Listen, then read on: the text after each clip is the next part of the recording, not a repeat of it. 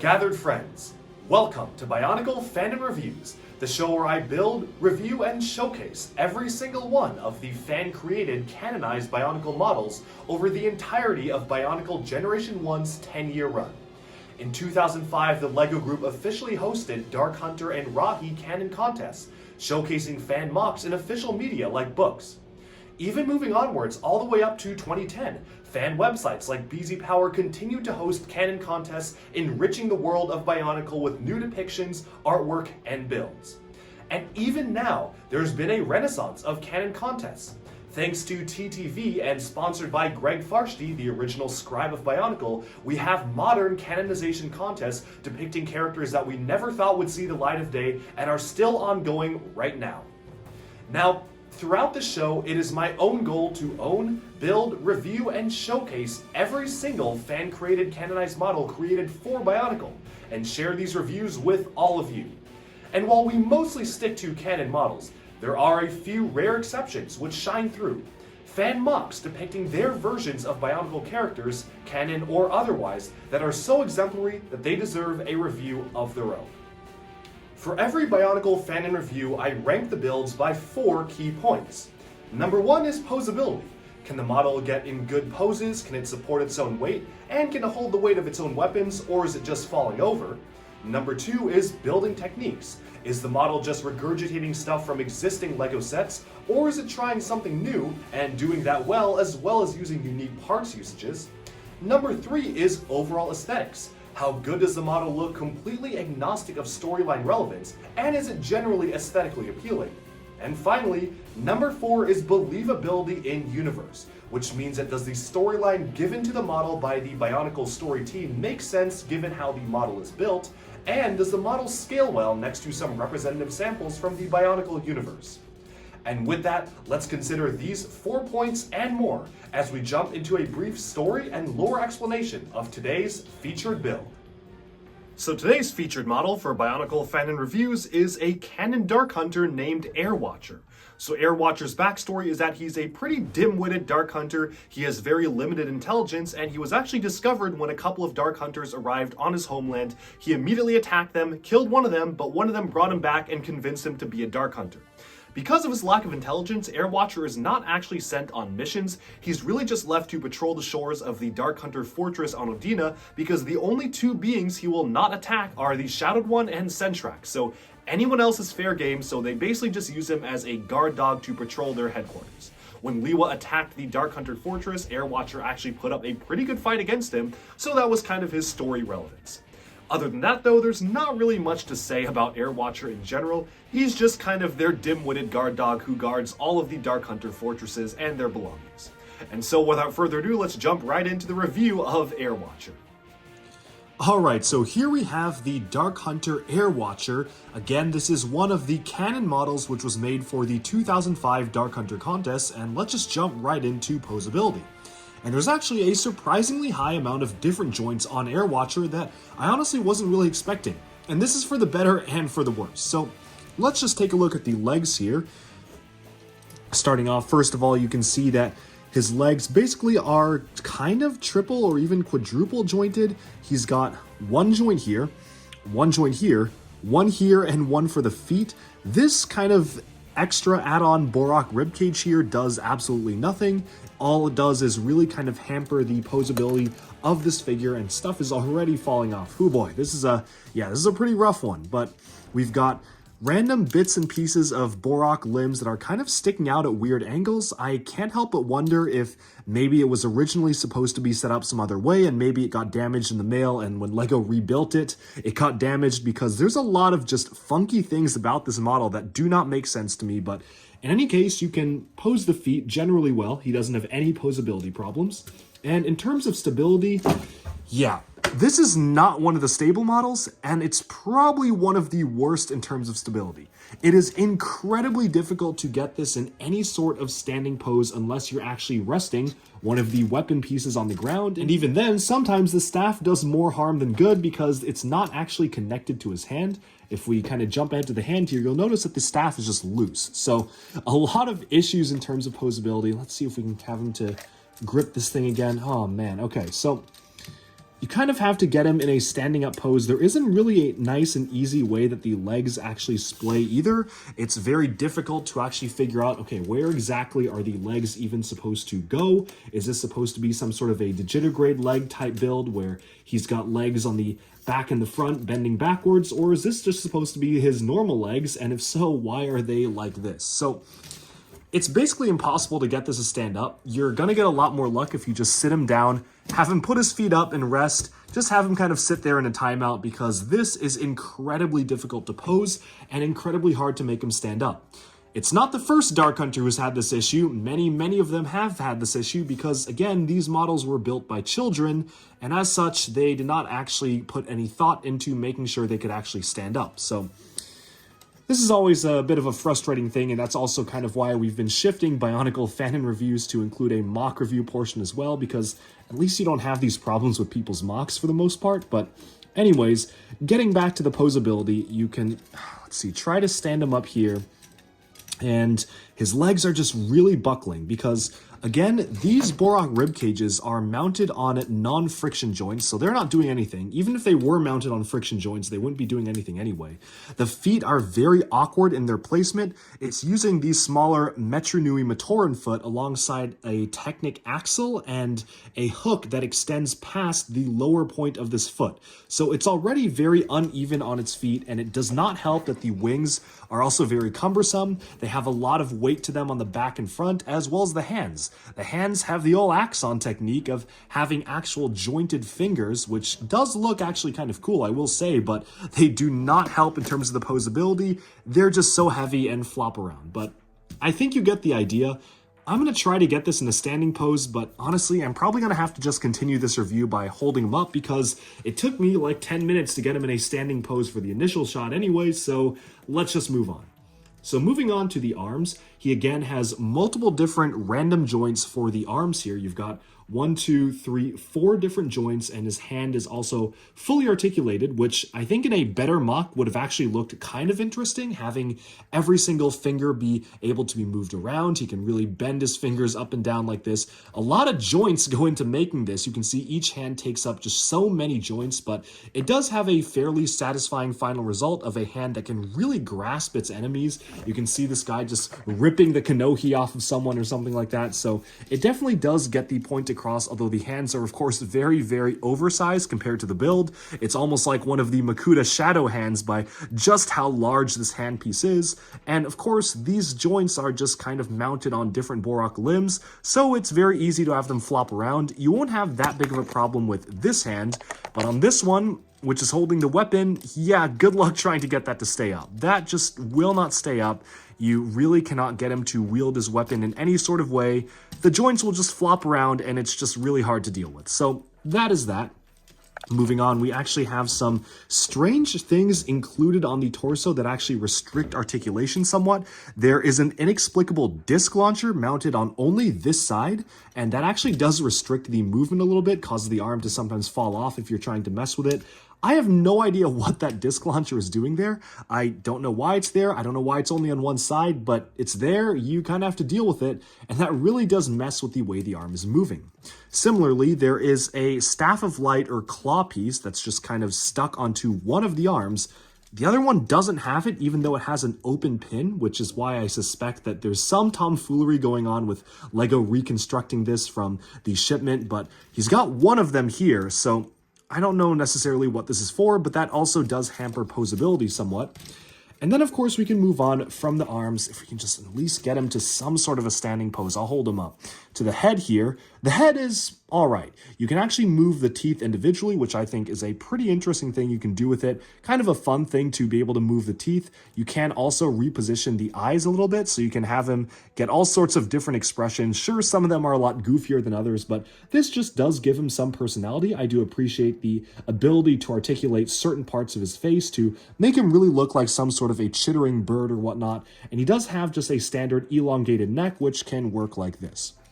And then moving on to the wings themselves, excuse the Technic beams back there. I was told to put them on. They don't do anything. They just kind of sit there. They don't connect to anything. They just dangle off the back. Very bizarre. I don't know what's the story with those, but I guess that's technically a movement point. But of course, you actually do have the wings themselves, which are mounted and move exactly as you'd expect. There's a little bit of variability in terms of being able to move the individual feathers of the swords, which you can see right here, but for the most part, they actually kind of all stay together. I mean, this actually is built such that certain pieces collude and collide with other pieces, causing them to actually be fixed in one position, which I think is a pretty good thing.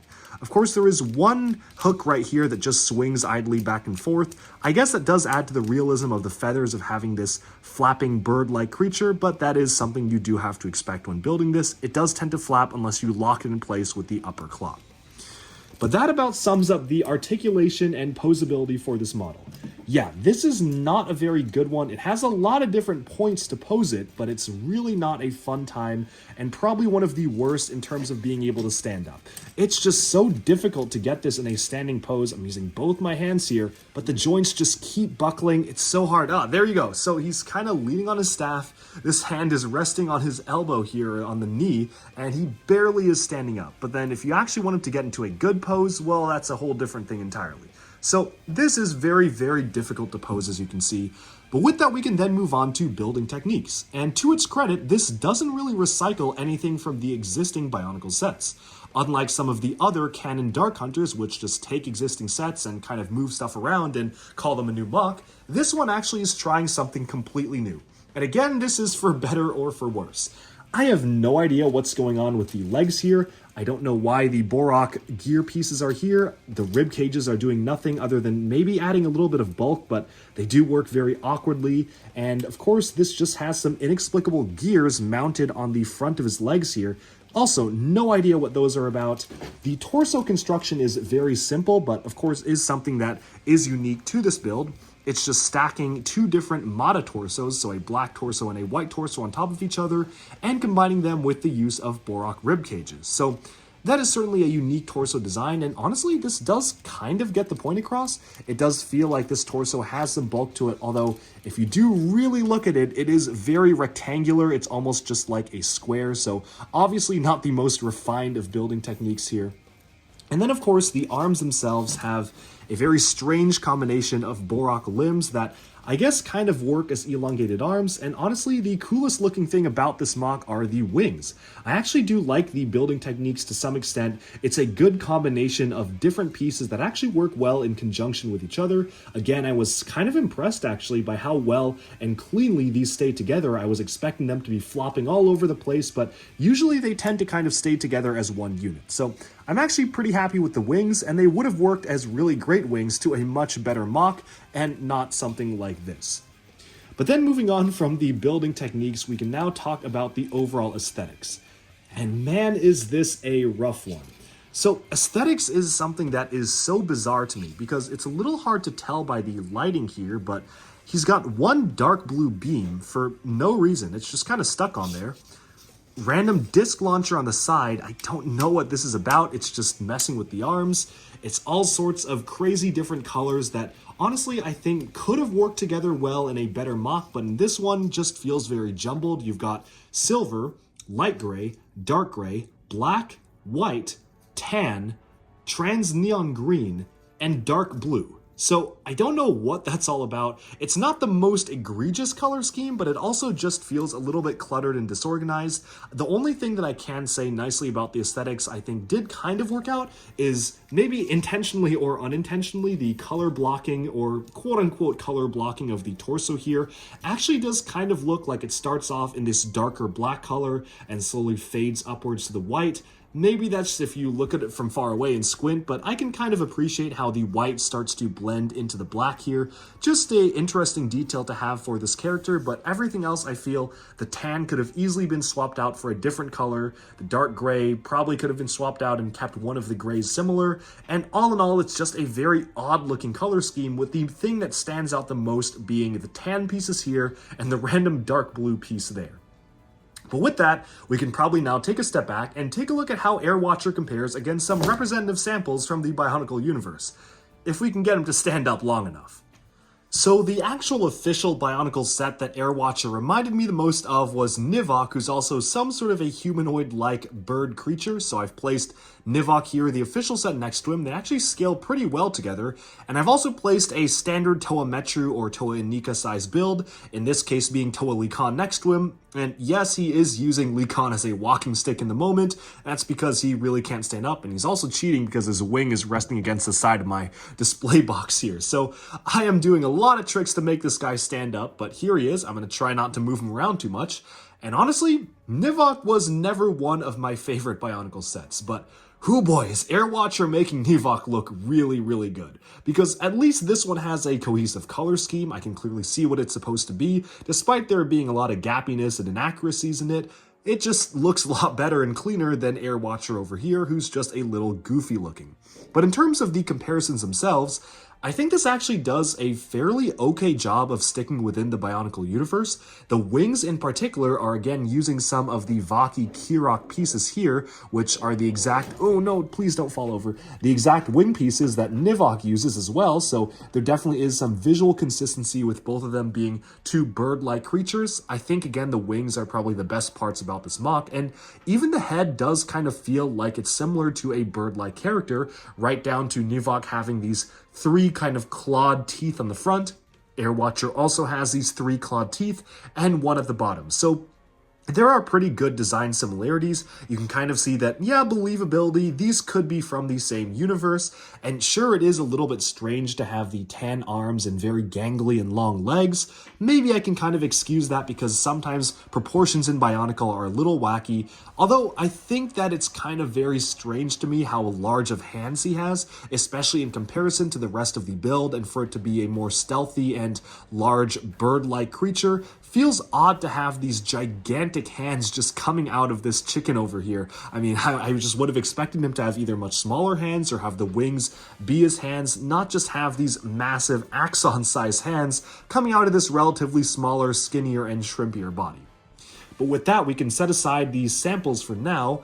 I'm gonna really hope that, oh, this is gonna really nuke him. Okay, we're gonna get rid of Likan here, and okay, so he is stabilizing because I've leaned him against the board. Let's see if we can get him standing up in a little bit of a nicer pose as we actually do the review here, but starting off with the point that we just mentioned, the believability in universe, I think I'm going to give this one a 6 out of 10, and that's mostly because the wings sure are probably the best part of it. The wings really do make this feel like it belongs in the Bionicle world, but pretty much the rest of it feels very awkward to me. The large hands are doing it no favors in terms of believability. Just feels very strange that a character like this has such large hands. I don't know why they actually did it like that. And also they just make the build worse, but we'll get to that part later. Beyond that though, the head is pretty much in line with Bionicle universe standards, so I guess this one gets a slightly above average score in terms of believability in universe.